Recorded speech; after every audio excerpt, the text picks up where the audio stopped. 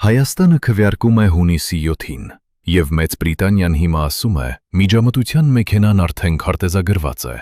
Մայիսի 11-ին Լոնդոնը պատժամիջոցներ սահմանեց Հայաստանի հետ կապված ռուսական դերակատարների դեմ։ Առաջին անունը սոցիալական նախագծման գործակալություն։ Բրիտանական կողմը ասում է, որ այն Հայաստանի համար քարոզարշավներ է ծրագրել, ամենայն հավանականությամբ Ռուսաստանի նախագահի աշխատակազմի հանձնարարությամբ։ Նպատակը դատարկ քարոզչություն չէր, նպատակը Հայաստանում ռուսամետ կազմակերպություններ ստեղծելն էր և իշխանության փոփոխությունը ռուսամետ գործիչների օգտին տանելը։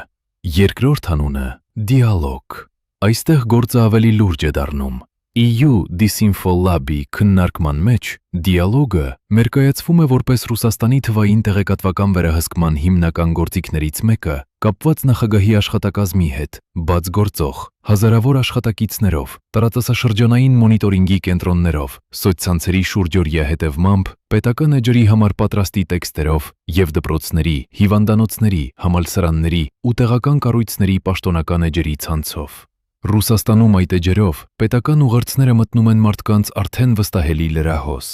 Պրիգոժինի խռովության ժամանակ այդ համակարգը օգնել է տարածել Պուտինի ուղերձը հանրային կառույցների էջերով։